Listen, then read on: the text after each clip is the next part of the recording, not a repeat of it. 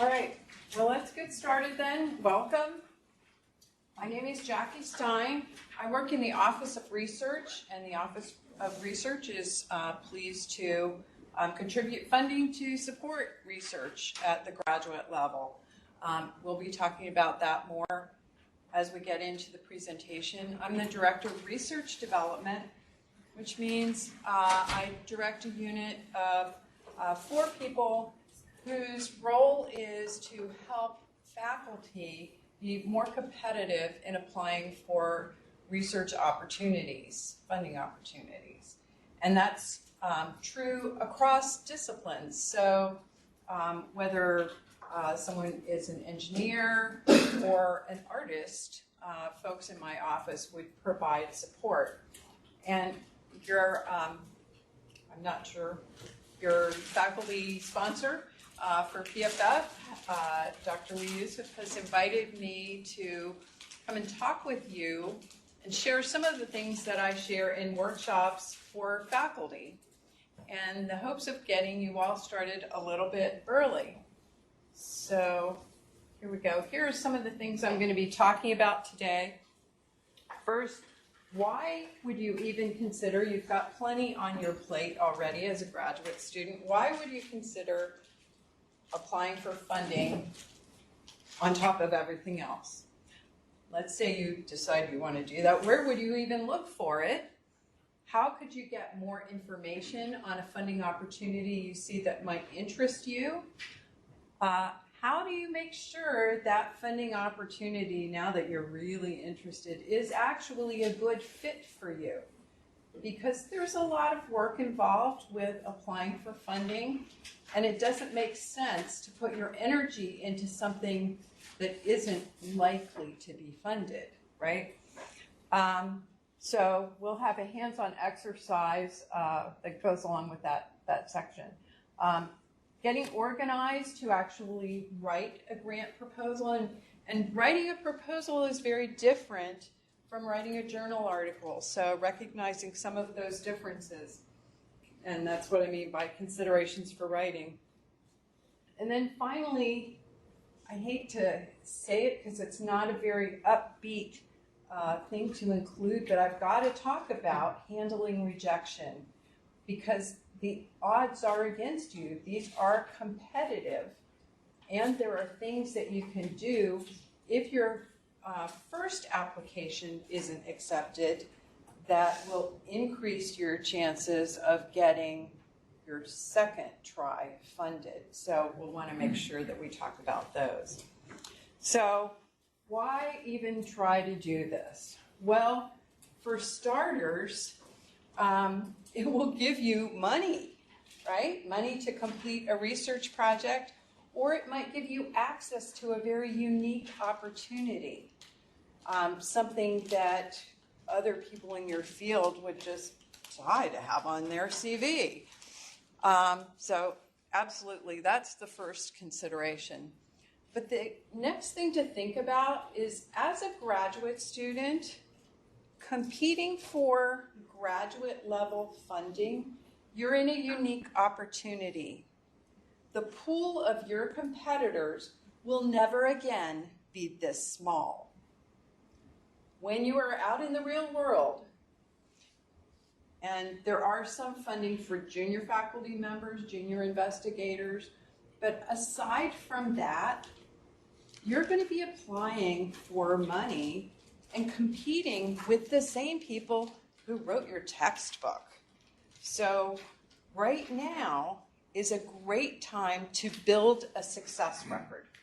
Funders are going to be interested in you in the future if they see that you've already had some funding. And the easiest funding to get is as a graduate student. So definitely worth thinking about that angle if you're interested, you think down the road in looking at grant funding. Then another consideration is that students who seek funding while they're in school and come out having that on a CV, you're naturally going to be more attractive to a future employer. And that's true no matter who that future employer may be, whether you actually plan to go into teaching and work at a university, or if you go into the business world, the nonprofit world, or do consulting. I have multiple jobs, including my present job, that I got because a long time ago I decided maybe I'll try this grant writing thing. So it's definitely worth doing. But you don't want to just put out a general fishing expedition. You want to be specific. It's really important as you think about going for funding that you know what you're looking for, because there are lots of different kinds of funding opportunities out there. I had a mentor who used to say this: any road will get you there if you don't know where you're going. So you don't want to be that person. You want to begin this process by having some ideas about what you want to do. And that means even what it's going to cost if it's a research project. So you need to really think through some details, because as you get into searching for funding, you're going to need to have that information. And that's going to help you sort through some of the myriad of opportunities out there. So one of the things I want to do today, if you don't already know about Grant Forward, I want to introduce you to Grant Forward. ODU, the ODU Office of Research subscribes to Grant Forward, which is an excellent funding search engine.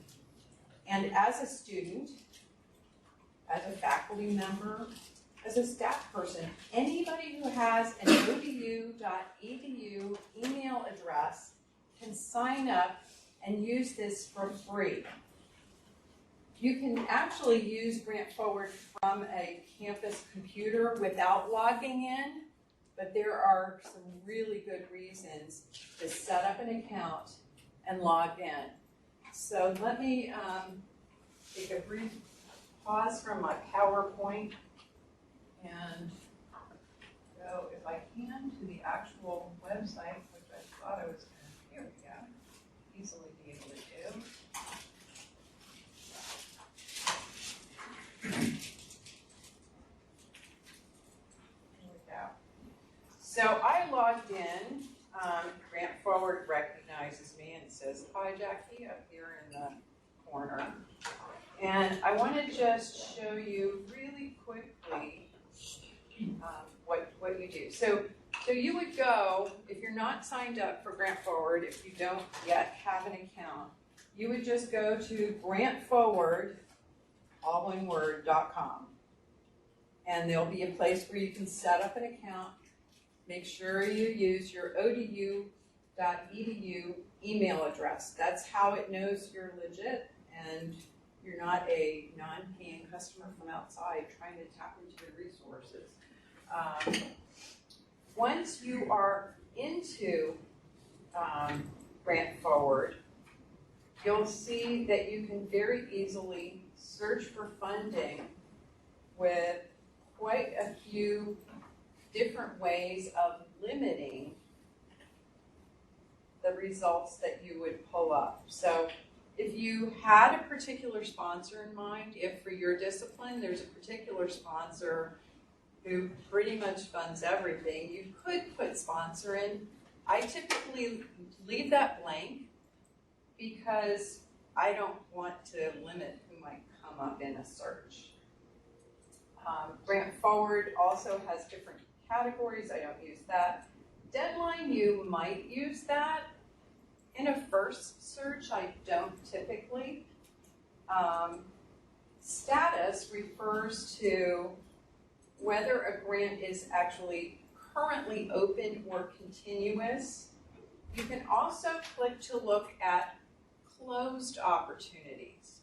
So closed opportunities are opportunities that have been out there, and many of them open annually. So if you're doing an initial search as a graduate student to see what might be out there for me, I would actually search for closed opportunities too, because it's March right now. So a grant that's annually due in November right now is going to be closed. So you'll want to make sure that you capture that if you're doing kind of your initial, what's out there in my field that might be a good fit for me. Does that make sense? So if you are in a situation where you need money for a project and you're looking for right now, obviously you would not include closed, but in this situation I would. Okay, amount. So do you really want to be picking up grants that are not relevant to you that you can sort out of your search? Of course not. Amount is a great way to do this. So unless you really, well, no, I'm sorry. As a graduate student, you will not be getting multi-million-dollar grants. We'll just go down, down, down, down, down, down. So let's say maybe 20,000. I don't know. There are fellowships for graduate students that pay much more than $20,000. It depends on your field. But we'll leave it there for now. Sponsor types, again, that's not something that I typically would limit at this point. Okay, so here we are at grant types. And this is one of the things I love about Grant Forward. I think it's a really intuitive, easy search engine to use. And unlike every other grant funding search engine out there, Grant Forward was designed by an academic. So a computer scientist, a computer science professor at the University of Illinois Champaign actually developed Grant Forward. So for us in our world, it's a great match. If you are, in later years working for a private nonprofit and you're looking for a completely different type of Grant Forward probably wouldn't be the right search engine for you. But for us at a university, it definitely is.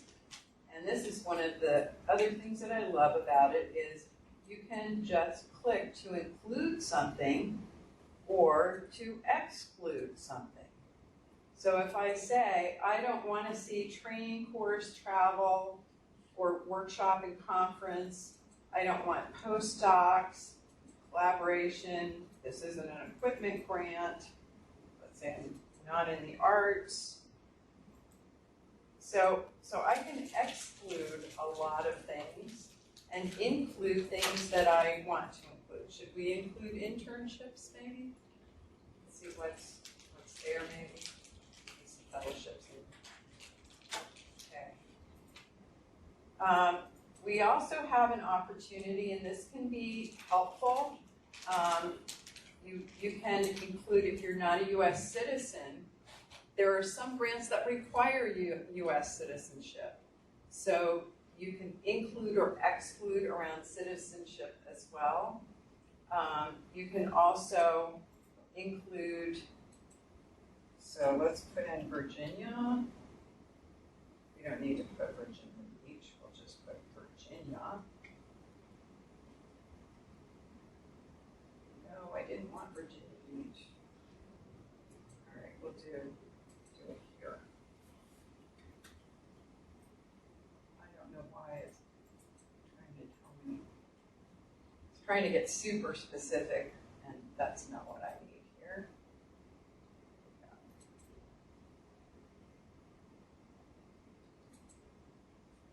All right. So, and similarly, if you had research that needed to be done somewhere else, let's say you're, I don't know, a scholar of French literature and you needed to do your research in an archive in France, you could put where your activity location would be. So you want to be careful, though, not to set so many parameters that you accidentally exclude things. So we'll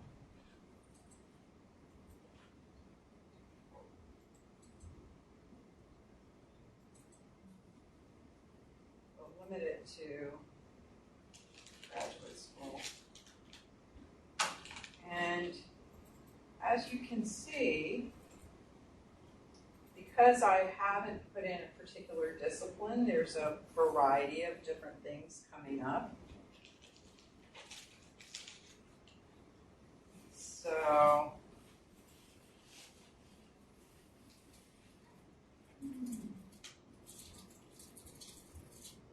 all right. So that gives you a sense of how to begin this funding journey, and I highly recommend Grant Forward. So some other things that you can do, if you're good with a general search engine, try Google. I have found grant opportunities that did not come up in a regular search engine. Who knows why? It's the mysteries of the internet, perhaps, I don't know. But I actually have found really great funding opportunities on Google. Not every time, but if you're having trouble finding what you're looking for in a very specific search engine like Grant Forward, you might try going broad and seeing what you find on Google. If you haven't already joined the relevant professional societies through discipline, do it now. Some of those offer funding and support for graduate students. Plus, it's a great way to meet potential collaborators down the road. So if you're looking for a certain type of funding and you know that your mentor had that funding, ask your mentor about that. Go to conferences, use different terms, and this can be another interesting angle on funding. If there's some overlap with your research topic with another discipline, look at funders for that discipline as well. Sometimes you can kind of come in on the other side and will be welcomed that way. And then I also have a note to look at funding databases at other universities. Duke has one, and I recently came across a new one at UCLA. Now granted, these institution-specific funding search engines for graduate students are going to have a lot of opportunities that their students are eligible for that you're not. But they also have a lot of opportunities that you don't have to be a UCLA grad student. And anybody can look at this. So the UCLA graduate funding search engine is actually called GRAPES, which is pretty easy to remember. And I wanted to share that with you. Just like Grant Forward, it's got different categories that you can check. Let's see. So let's say you find a potential grant. You need to, remembering what I said about this is a lot of work, you need to make sure that it's the right grant for you. So you want to make sure that it's the right type of funding, that you're eligible, that it's a fit for you in terms of the level of experience that they're looking for, that not too much, not too little. What I call kind of the Goldilocks principle. It has to be just right.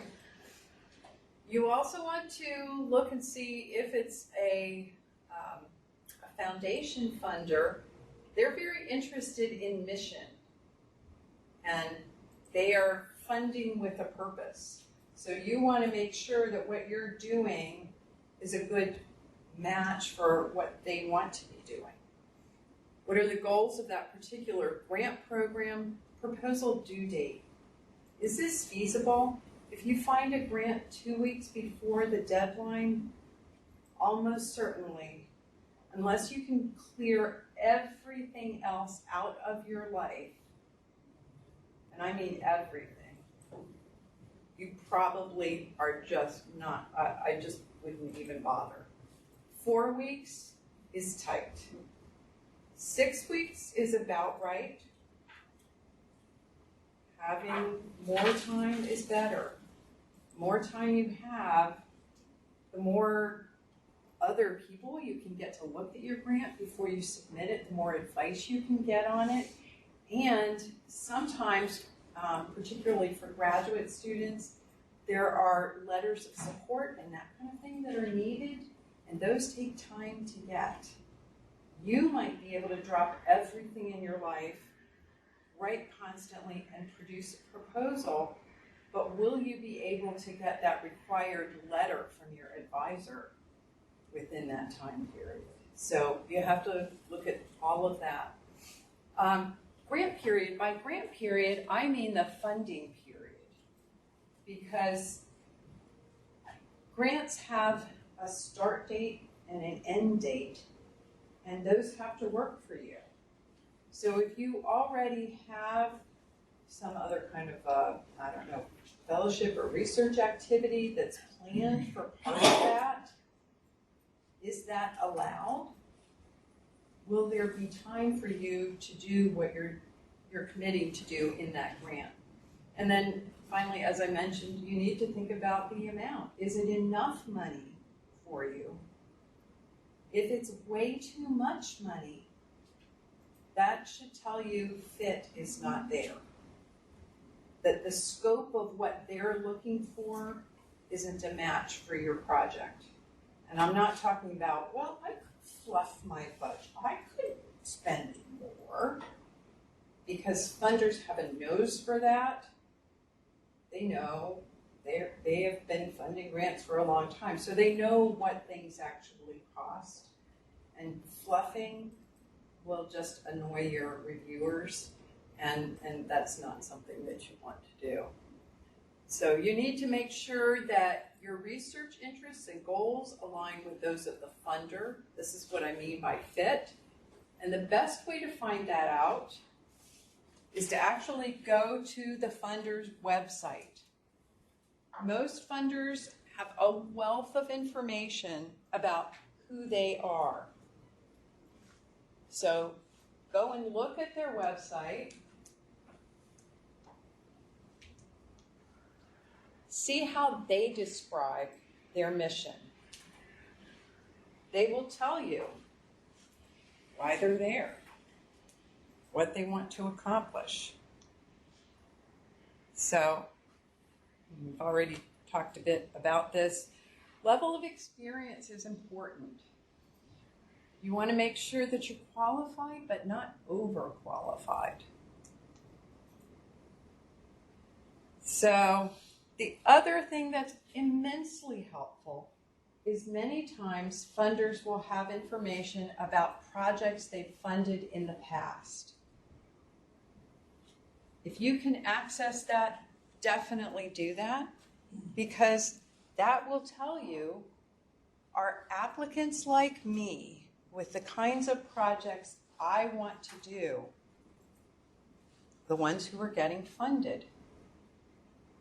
And if everything else seems good, but when you go to that page, not really, what does that tell you? Don't invest your time there. So that's what I mean by who has the funder previously supported. If everything is looking good, the funder might allow you to contact the program officer. That's or program manager. Their title can vary depending. If this is an option, it's highly recommended. Why? Well, you're starting that networking process with the funder. Think about it. Of the people who apply, a lot of people are uncomfortable with this step and don't do it. It can be a little uncomfortable. But actually, program managers, program officers who tell you that they're willing to talk to you, and they tell you by including their email information typically, actually right within that grant solicitation. If they give you that signal, they want to talk to applicants because they want to save everybody time. If your project is not a good fit, they can just tell you that, and you know that, and they know that, and reviewers don't have to spend time looking at a project that they're never going to fund, and you don't have to spend time writing an application that they're never going to fund. So I'd rather hear no from a program officer than nothing. If I can find out that the answer is no and learn that before I put in the effort to write the proposal, I want to do that. But if everything else has been a fit, you may actually be encouraged. And you can ask the program officer a question that is never in the FAQ. So when you're looking at a proposal solicitation, there's a lot of information about how you're supposed to set things up, how you submit it. Often there's an FAQ that answers really obvious questions. But what is almost never in the FAQ, and if you can't think of another question, you'll probably think of something having to do with your work. But if you can't think of another question to ask the program officer, you can always ask, what do people forget to put into their applications? Or what advice do you have for a graduate student who's thinking about applying for this opportunity? You want to make sure you don't ask the program officer about anything that is already available to you in the solicitation, in an FAQ, anywhere on their website. So before you talk to the program officer, before you ask any questions, make sure you have really done that scan and you know what's there, what's available to you. Because the worst thing for a program officer is to be asked a question that's already been answered online or in the solicitation. What have you just told them? Yeah, I don't really pay attention to detail too well. That is not the impression you want to make. So if there's a question that's asked but the answer doesn't seem clear, that is absolutely fair game. Because then you're showing, I read this, and this seems to partially answer my question, but I also wanted to know, okay? That's making a very positive impression. So when you're making this contact, you want to have enough there to have a little bit of a conversation. Because often program officers, program managers have some authority. Sometimes it's formal, sometimes it's informal, related to funding and who gets picked. Having a conversation with the program officer is absolutely invaluable, and I'll digress briefly to tell you a story about a faculty member who was trying to get NSF funding, who talked to the program officer at length before he submitted his proposal. Program officer really encouraged him, and the proposal did not get funded. And the faculty member though. Well, at the end of the fiscal year, out of the blue, the faculty member gets a call from the NSF program officer who says, I know this is not as much as you were asking for, but I've got some money left in my budget. And if you can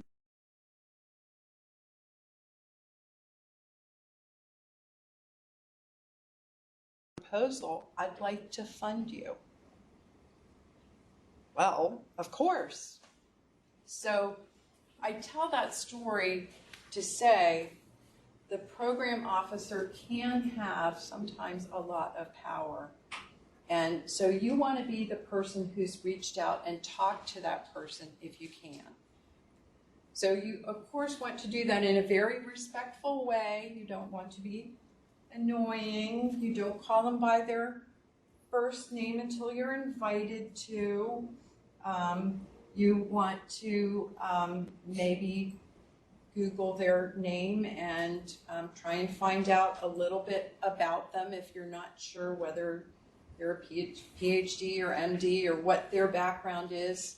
I would do that so that you know a little bit more about who you're talking to. But you begin all of this by just sending an email to the email that's provided, and you say, I'm interested in applying for whatever the name of the funding opportunity is, and I have a few questions. Could we arrange a time to talk by phone next week? And you will get an email back. If you don't get one back right away, assume the person is traveling or in the middle of grant reviews or something like that. But you'll get an email back typically that says, yes, I'm available anytime Tuesday or Wednesday afternoon. And you figure out a time to call. Who's going to call who? Usually you're the person who makes that telephone call to the program officer. They don't call you, you call them. And you have that conversation.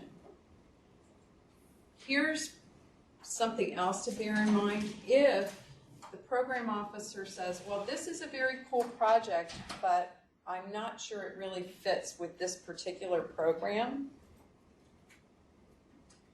you might feel disappointed, but put a smile on your face and say, thank you for letting me know. Can you recommend any other potential programs for me to follow up with? Because a lot of program officers know each other, particularly in the large federal agencies, but even across foundations, they're all in professional organizations together, and they know each other, and they know a little bit about what each other does. So even if you're talking to a foundation, ask that question, because you might get a recommendation of something that really would be a better fit for your work. And of course, your follow-up question is, thank you so much. May I tell them that you suggested I call? All right, so you've just begun really building a network, right? So this program officer step, unfortunately, may not be relevant to you. It depends on the funding opportunity. Funding opportunities that have lots and lots of applications sometimes do not give a contact person. Sometimes we'll just have, email questions to ABC funder,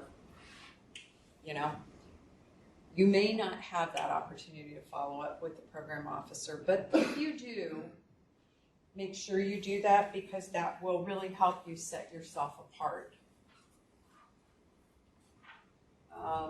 Here, I guess my point was just make sure you read through eligibility.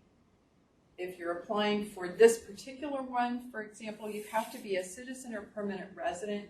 You don't want to be like preparing your proposal and then realize this. So eligibility is one of the first things that you're going to look for.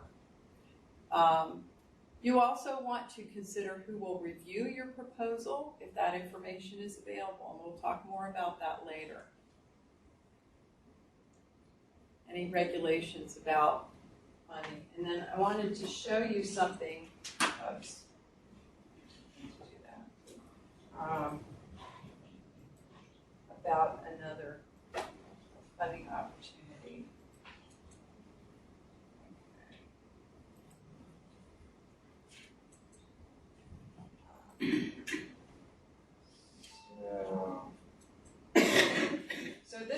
funding opportunity that, interestingly enough, when I was getting this ready, this came up both on Grant Forward and on Grapes, the UCLA one. And, thought it would be interesting for us to go ahead and look at.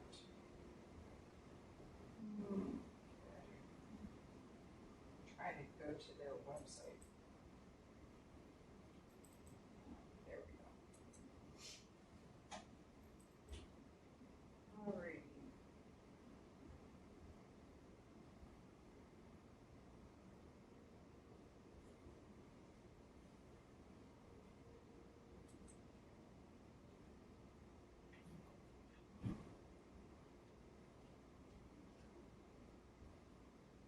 All right, so take a look at this. This is for student research in early childhood language development.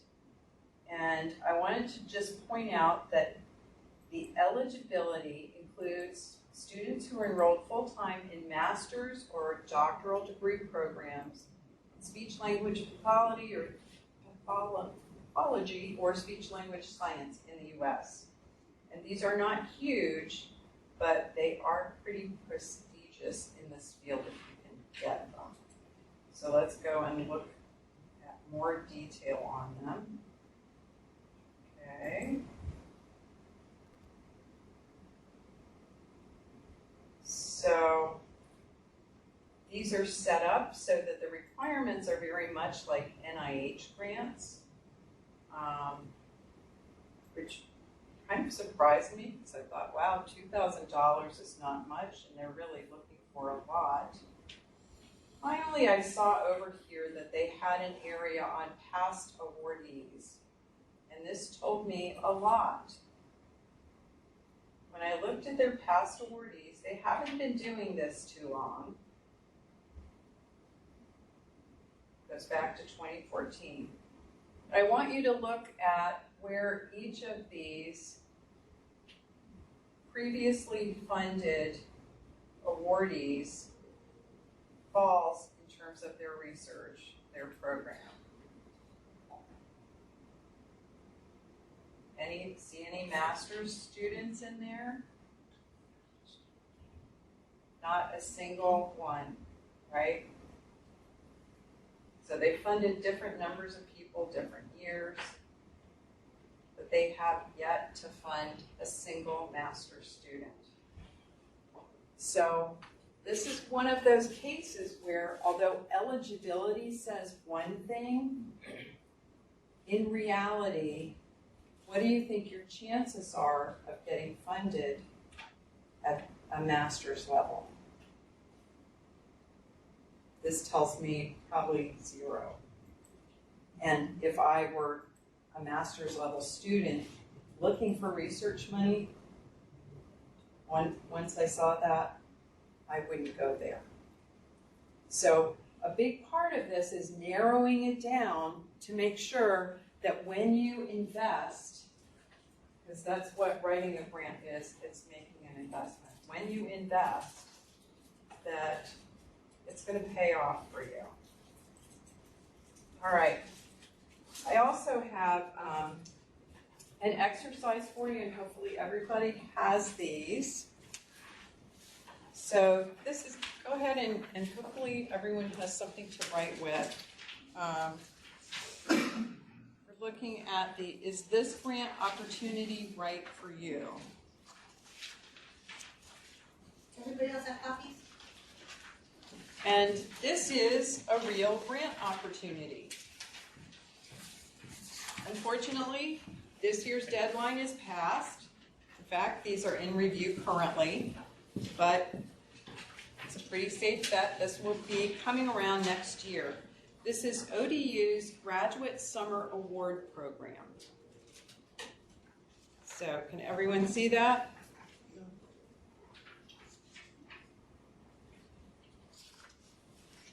And because I was really trying to save paper, I shrank it a lot, but I also put it up here. So The first question is, what's the purpose of the funding opportunity? Does it align with your project?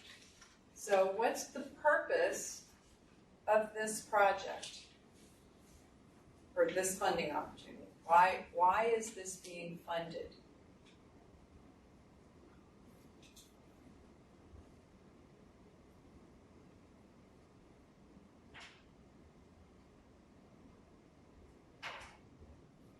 So there's nothing that says ODU is funding this in order to, but I think you can draw some conclusions from what they say they're looking for. So I would say the purpose of this funding opportunity is to allow a graduate student at least 6 weeks over the summer to work closely with a mentor on a graduate level research project that is the students. It's not the faculty members. It's to be for the student that's actually going to allow you as a student to develop some kind of a research or scholarly product. And that product can be used for a variety of things. It can be used in support of your thesis or dissertation projects or any other kind of capstone project. It's pretty broad in that it covers basic research, field study, data analysis, which is mostly time often, performances and exhibitions, and even community-based learning initiatives.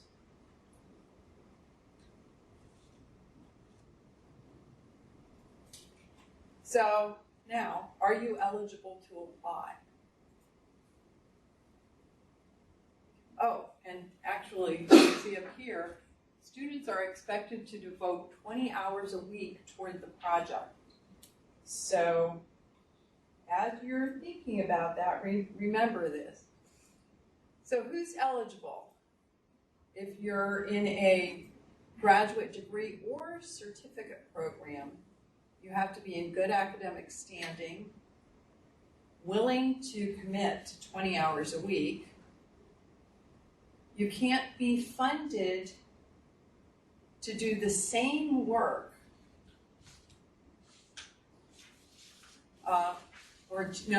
to do work. You can't be funded to do the same work either, but you can't be simultaneously funded to be doing something else. So for example, if you have an assistantship, that would mean that you couldn't do that during the time of the award.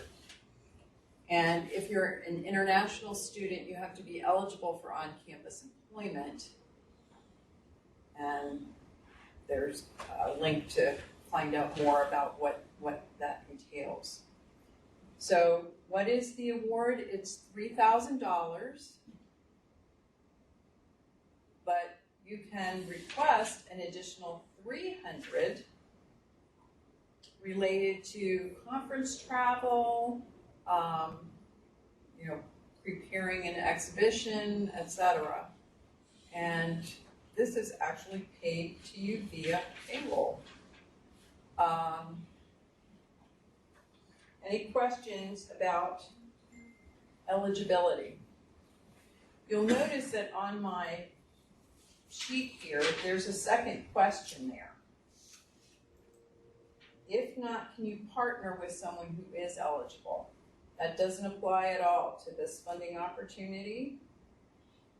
But if you're looking at a bigger project that might involve partners, sometimes that's a strategy to consider.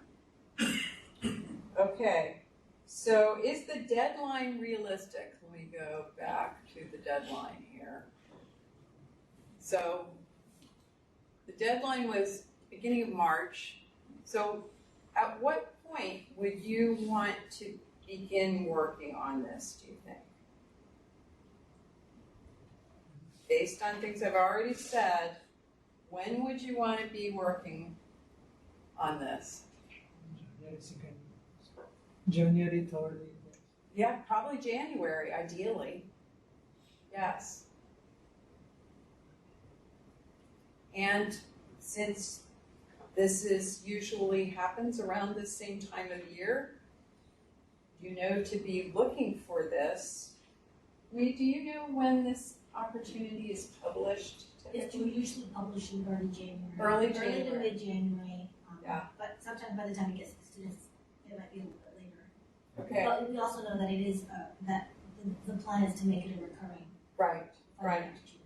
So if you're here and listening to this, you may have a slight advantage in that you know to be looking for this. And odds are that much of the requirements will be the same next year.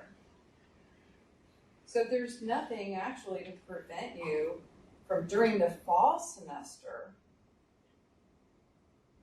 talking to a faculty member and saying, did you know that there is this graduate summer award program? I'm really interested in applying. It hasn't come out yet, but I know a little bit about it from last year. And these were some of the requirements, and here's my idea. What do you think about that? So you can actually start a conversation about it even before the grant opportunity opens. So that we talked about deadlines. So on to 4. What does the grant require you to do? Well, here they're looking for you to do some kind of a research project or create a scholarly product of some type. And you're supposed to allow how much time? 6 weeks. A minimum of 6 weeks, and how much time a week? Yeah. 20 hours. Right, that is the minimum. So you might have a project that actually takes a little bit more of your time, but understanding the time period and what they're looking for helps you understand the scope of what it is they want to fund. So should you propose a much, much bigger project? What do you think? I see your head shaking and I agree with you. Why not? It's not reasonable. It has to be done within at least the summer. It should be done before the beginning of the fall semester. Right, it has to be realistic. So you want to make sure that the project that you propose, again, remember we're talking about fit. You want to make sure it's a fit for this opportunity. So you might have an amazing big idea that won't fit into a summer, won't fit into roughly 20 hours a week. Save your idea. Or see if you can maybe scale it down or do part of that idea. Okay. And is the amount enough? That's the other thing you have to look at. If the amount isn't enough, do you have some other funding source that you've identified, or some kind of a workaround that makes it possible for you to actually do that work? So if you have another funding source, if you have been saving because you know you have to buy a data set and you've actually got some money set aside to buy a data set, and this would pay for your time to analyze that data set, let's say that's your research project, you want to make sure that you explain in your application that this part of the project, the purchase of the data set, is already covered. And this is a fit for me because all I need is time to pay for the analysis, or to pay for the time for the analysis. All right. I also encourage you to think about number 7, how competitive will the funding process be? What are your chances of winning an award in this funding round? Is it worth the time and resources to apply? So what I would say for this is if you're an ODU graduate student and you've got a research project that you could accomplish within that time frame for that money, you would be crazy not to apply. Because I guarantee you there are other graduate students here who also have ideas that might be a fit, who just won't get around to it. So I don't know how many applicants they have, but they fund a number of these. And I think this is absolutely something you should go for. And it would be beautiful to not only have the research paid for, your time paid for, to accomplish that work, but then to be able to put your first funded research on your CV.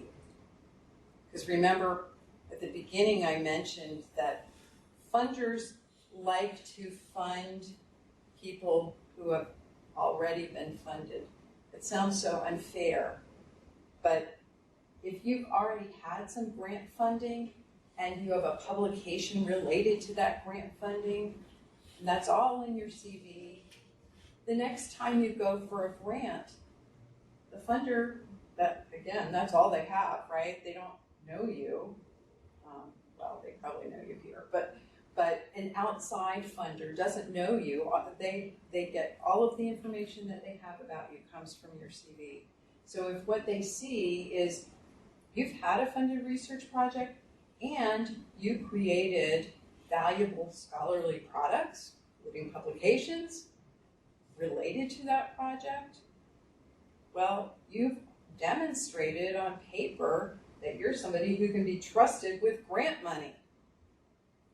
And there will be other applicants who will not have done that. So this will give you a leg up. I really do seriously encourage you to apply if you have a project that's a fit for this. And Jackie, I think the other thing is that usually grant proposals, if they're going to award multiple awards, we generally tell you up front how many. And so this year, our goal is to fund up to 10. So if you think about how many graduate students at the university at any given point in the summer are really that committed to doing research in the summer and are taking the time to submit a grant proposal, I think if you follow through, I think you stand a pretty good chance, of getting 1 out of 10. And I think this is just the second time this funding opportunity has been out there. The other thing that tends to happen is that funding opportunities kind of gain momentum. So in the early years of a new funding opportunity, there are fewer applicants because the word isn't out there fully. And again, remember, if you're the person who's thinking now about what could I do in summer 2020, and you start talking to people next fall about a project that would interest you, so you're really positioned very nicely to apply in January.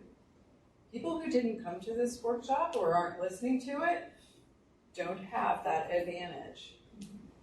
The word is still kind of getting out there about this opportunity, so move on it sooner rather than later. The same thing is true, though, outside ODU in the world of external funding. If the National Science Foundation introduces a new program, there are fewer applicants the first time it comes out because just the word isn't out there. So if you in future years, if you hear about a new grant opportunity that is a fit for you, it might be sometimes really working hard to pull together a strong application for that first round. But if you can make the first round often, you've got a little bit better chance because there just isn't as wide a pool yet in terms of competition. So the next thing here, application format is here. But you also want to think about, as you're at this process, what kinds of information do I need to submit with my application? This varies from one discipline to another. If you're in the arts, the requirements can be very complex and might include videos, expectations for photos. If you're a visual artist, the quality is expected to be very high. So it depends on what discipline you're coming from, but you may need letters of support. And that's, I think, very common actually for graduate level applications. Make sure that you ask well in advance, because the quality of the letter you'll get will be different, and you might actually have somebody, if it's a very tight deadline, you might have someone tell you, no, I'm sorry, I've got a conference, I'm going out of town, I've got my own grant due. Someone might actually tell you no, and you don't want that. So ask, basically, as soon as you decide to apply and you know what your project's going to be, you can draft a letter. Some people like that. If they don't, usually they'll just tell you, no, thank you, I don't need you to draft something. But it can be very helpful to the person who's writing the letter of support if you, at a minimum, give some bullets about what your project includes and even your background, what makes you a strong applicant. So that way you've kind of done the thinking for the letter writer, basically, and you're going to get a better, more specific letter. And yeah, appendices and other attachments. Again, that varies. There are funding opportunities that don't allow any additional information. And then there are others, like I said, that want letters of support or videos or lots more information. So that depends. My next question on here, and this is hopefully not a big issue for anyone with our graduate summer award program. Are you comfortable with the mission, vision, and values of the funding organization? I've worked with faculty members who've had opportunities to apply for DoD funding who didn't feel comfortable with that just because of their own beliefs. And if that's the situation for you, then consider that as you're looking at funders. That probably won't be an issue here. In terms of the mission of this funding, that probably aligns pretty well with each of you at this point. And then finally, are there any unusual terms related to the grant? And I wanted to show you what I mean here. I'll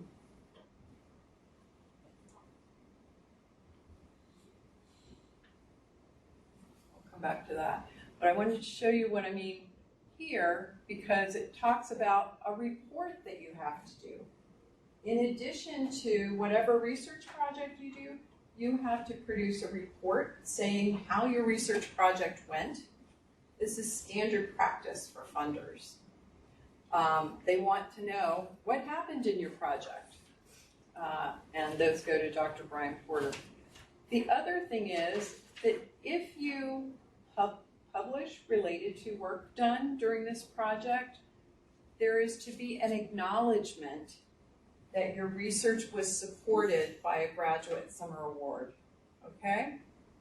And they provide exactly the language that you were to use.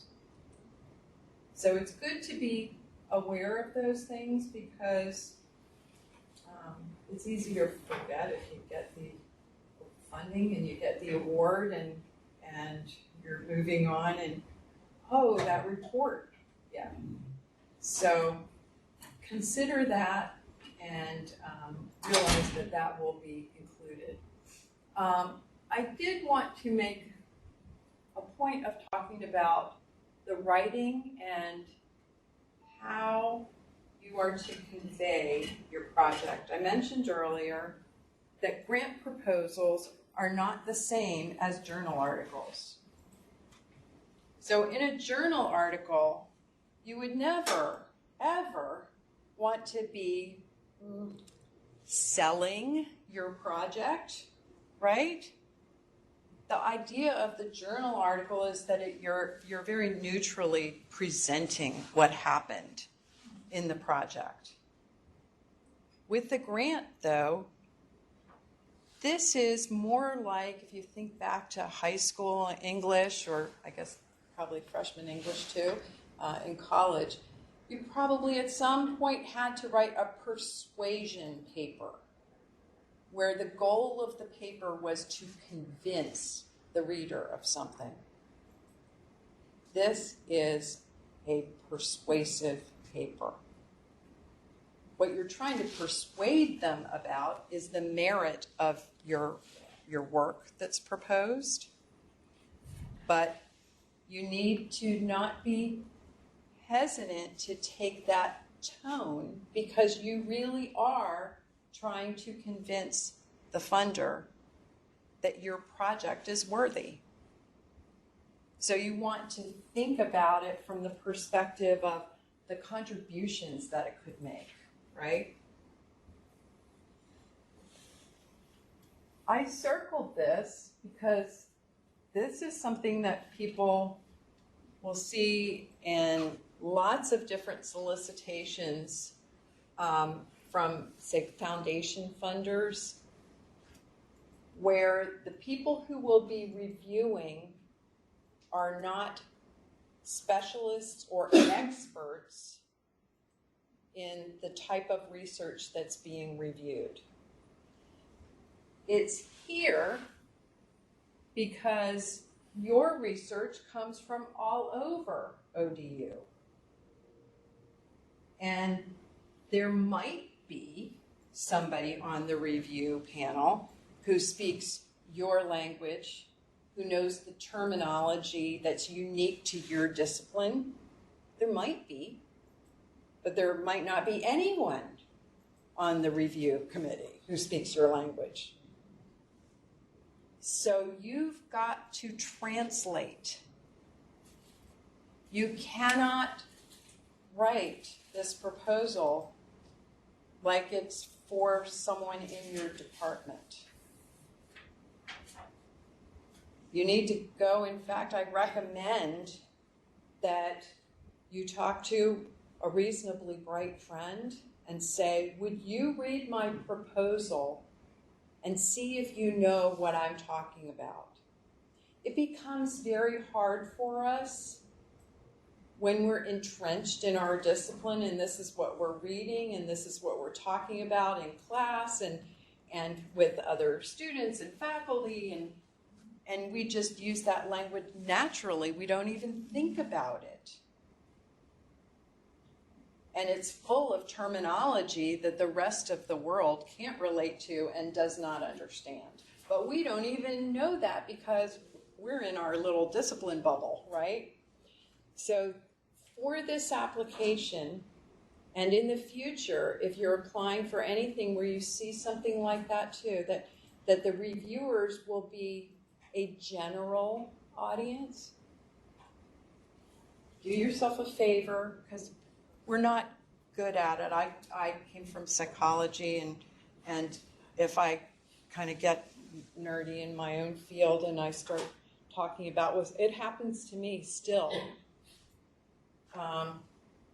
We're bad at identifying that in ourselves because, well, that bubble just feels so good, right? Get somebody else to read your proposal who can help you recognize where you're using terminology that might not be understandable to somebody from outside your discipline. Make sure that you're explaining if there's something that's kind of unique to your planned project. Explain it in a way that anybody who's reasonably bright is going to understand. And apparently, because my boss happens to be on this review panel, apparently that has historically been a challenge. When I said to her, what would you like me to really emphasize with them? That's what she said. Make sure they're clear about the language and the way that they're explaining things so that it's for a general audience, because the reviewers come from all over. And even if there's one person who gets what you're saying, that person is not going to want to explain it to the rest of the review committee. Either the review committee, people review individually and they'll have scores and they'll come together. And if there are real anomalies, things that look very odd, then they might get discussed, but they might not. So just go into this thinking, okay, I've got to be really careful about jargon. Okay. All right. When you're getting ready to write, you want to think about, and in this opportunity, it tells you exactly how many pages it needs to be. What's the limit? 5. Yeah. So 5 is not a lot of pages, which can actually make it more challenging to get everything in. Every word counts when it's a short application. The cover page and your attachments are not included in that 5 pages, thankfully. And yeah. It looks like the mentorship and eligibility statement is actually built into that, as is your budget, goals and objectives, the methodology, of course, and the project description. So the project description is supposed to be limited to 1 page so that a reviewer can pick up that page and really have a pretty good idea of what you want to do. So before you start writing, make sure you understand what goes in there, identify the extras so that you can ask for the letters of support up front, and then prepare an outline that uses the headlines that they've given you. Do this in the order that they have given it to you. I've written many grants, almost all of them funded, and sometimes I've worked on grants where the headings that they give and the solicitation, the order they provide them, just did not seem logical to me. I thought it would be a much better document if this part came first, if you explained the need before you explained the overall project. But guess what? You go with the order the funder gives you. Why? Reviewers have a matrix. What order is the matrix in?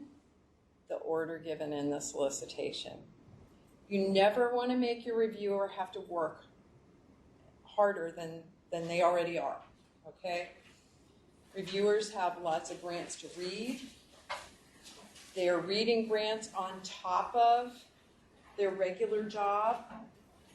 I review for a federal agency, and when I'm reviewing at the end of the day when I've already put in, or on a weekend. Okay, so keep that in mind and be kind to your reviewer. Remember that you want to make it as easy as possible for them to find all of the wonderful things that they are looking for in your proposal. And you'll do that by giving it to them exactly in the order that it's presented. So what I do is I typically copy and paste from the solicitation. And usually I'll make my outline where my outline's like in a blue font or something like that so that I can pull that stuff out at the end and not leave anything in by mistake. But I set it up so that I've got a writing outline based on exactly what they told me they wanted in the solicitation. Now, this is not the case with the Graduate Summer Award Program, but sometimes in a solicitation, when you go to the review criteria, you'll see that there are things that they're very specific about wanting that really matter in the review criteria. If that's the case, copy and paste that and put it in whatever section it's natural to address it. So that as you're writing your proposal, you make sure that you're addressing those review criteria. You're just building it right in. Does that make sense? Goals and objectives. They want to make sure that you include them. That's how you know whether you've been successful, right? And I think as you're planning this, if you have trouble with that, you know, that's definitely a component that I would talk about with your mentor. All right. So here's an example of another one where basically I pasted information from the solicitation to create that writing outline. And the stuff that's in blue here is actually stuff that came from the review criteria.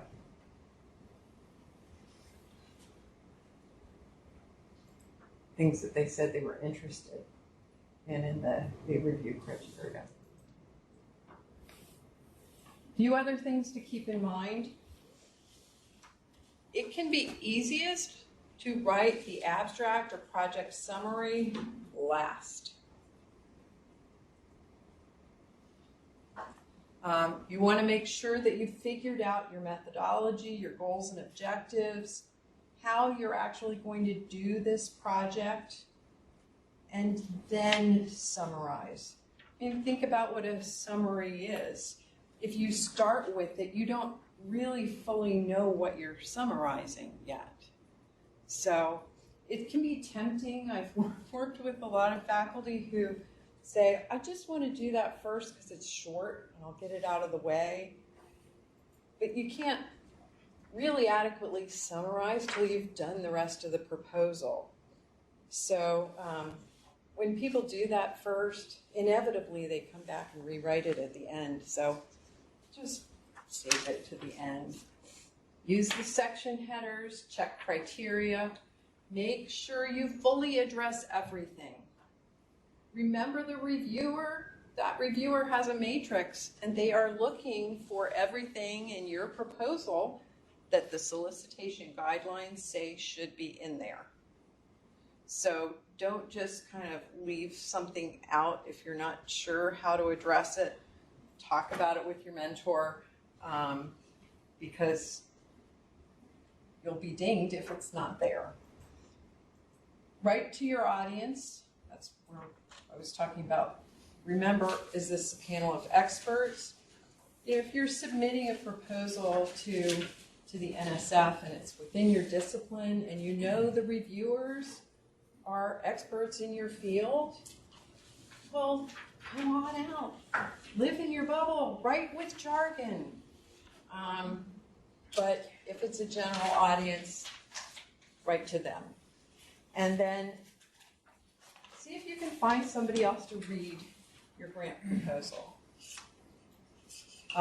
It's just always a great idea to have somebody else's perspective on it.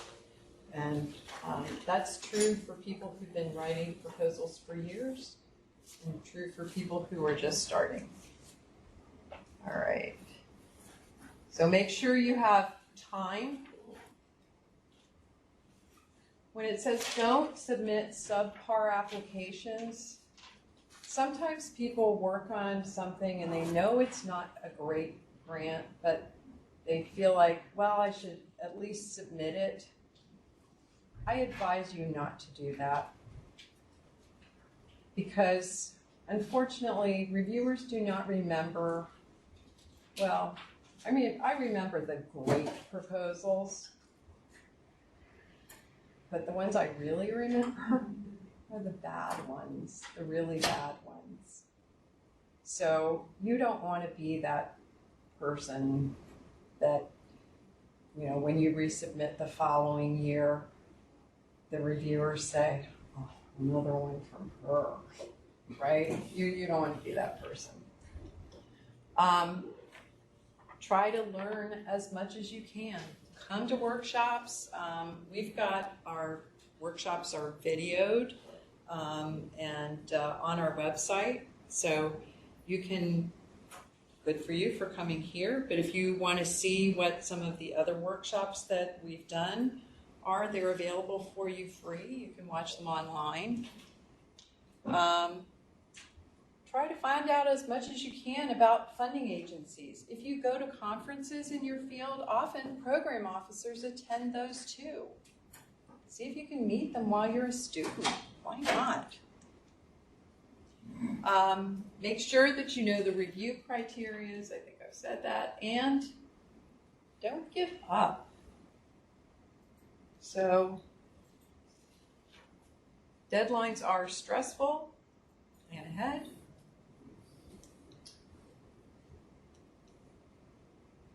And I also then want to talk a little bit about this because this does happen to everybody.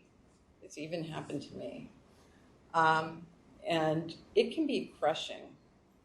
Even if you go into the process knowing that it's competitive,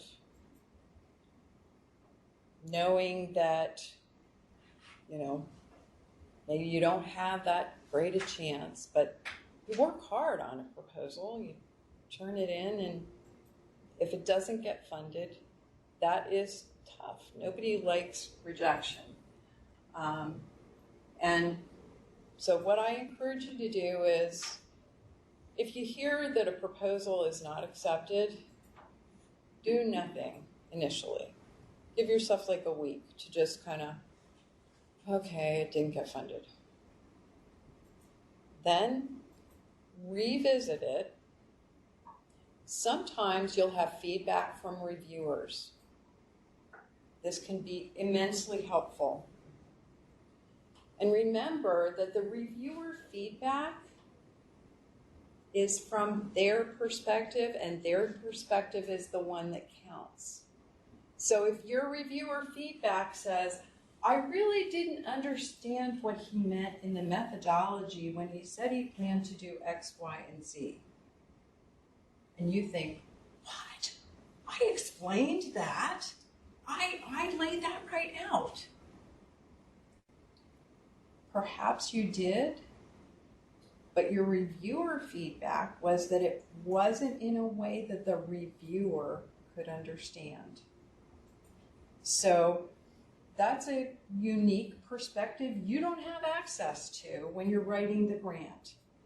You don't get that feedback until afterwards. So take it in, even if it feels like it's contrary to what you thought you were putting out there. Understand their perspective really does matter.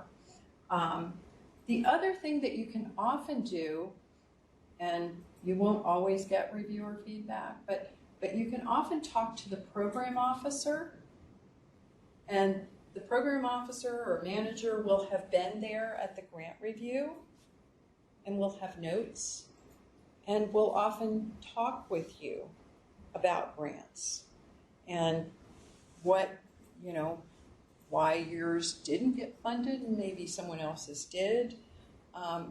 You know, sometimes there are things that you find out at the end that you just had no way of knowing.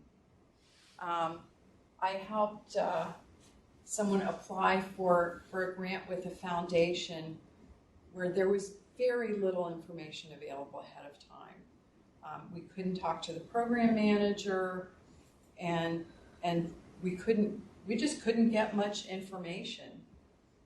And the grant was turned down. I called, there actually was in that email information on how to talk to the program manager. So I called, and she said, you know, it sounds like a wonderful project, but we fund on a much bigger scale. And I just had no way of knowing that until that got submitted. So if that happens, that's kind of a live and learn sort of thing. But, you know, realize that you may get some very unexpected information even if your grant is turned down. Recognize that because you're starting as a grad student, you probably don't have a long track record of publications and so on. So it can be more difficult to convince the reviewer that you can do your project. And do as much as you can to position yourself.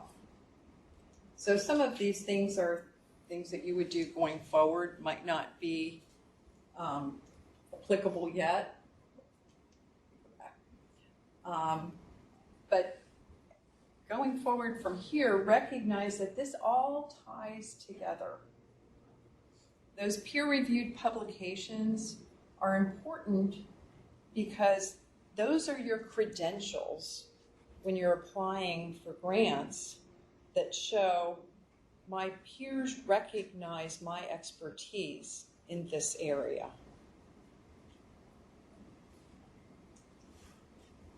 So some other strategies: work with established funded researchers, partner with researchers in other disciplines, but above all, make sure that your voice is being heard.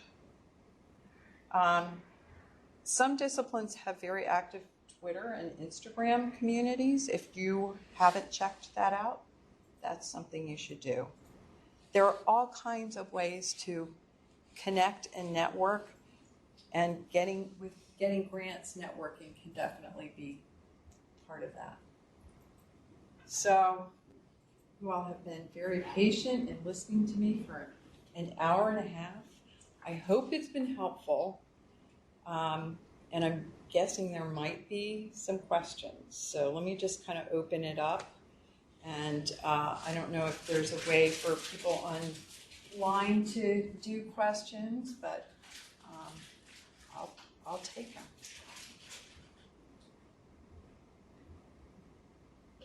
Questions?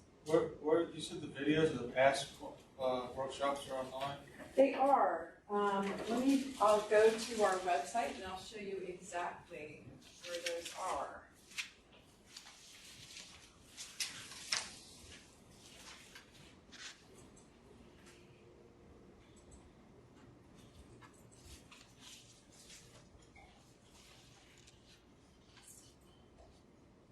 Oh, I didn't want the Research Foundation.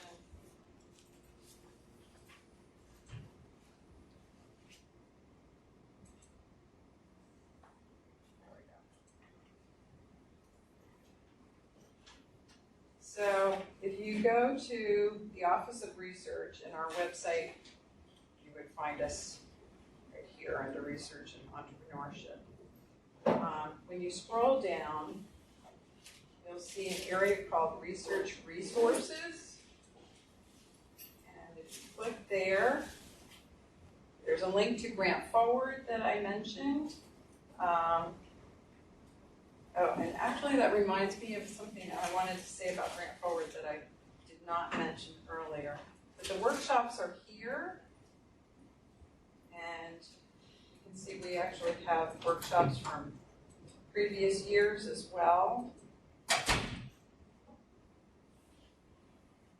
And there's also information about, typically you can download my PowerPoint as well as watching it online, watching the recording. The other thing I wanted to mention about Grant Forward that I don't think I said is you have the option to set up a profile on Grant Forward. And they make this super easy. You can actually upload your CV to set up your profile. It is well worth it. If you do a search, save your search. Why? Grant Forward will, from that point on, do the work for you. If Grant Forward knows you, knows your area of research, you've done some searches on it, you have a profile, and you give it permission to do so, it will email you when there is a new opportunity that opens up that's related to what you're interested in doing. So that's about the best grant search that you could hope for, right? To have Grant Forward doing it for you. So take the time to set up a profile. It's well worth doing because then Grant Forward will be in touch with you about opportunities. Because you are searching about grant opportunities currently open or maybe that existed in the past that closed, right? But periodically a funder will open a brand new program that didn't even exist before. And your Grant Forward profile, if it aligns with your interests there, they're going to you'll be emailed about that brand new opportunity. So definitely worth doing that. Jackie, there was one question from online asking if the students could get a copy of the PowerPoint slides. Absolutely. Okay, so if any of you in the room are interested in the slides, I will post them to the Career Pathways website. So, and then also the link to the workshop that Jackie is showing. So those will be posted to the Career Pathways WordPress site. So, if you want to use them. Sounds good. Anything else? Well, you've been most attentive. Hopefully you have some valuable information to take away with you and we'll get some funding for yourselves. Do it now.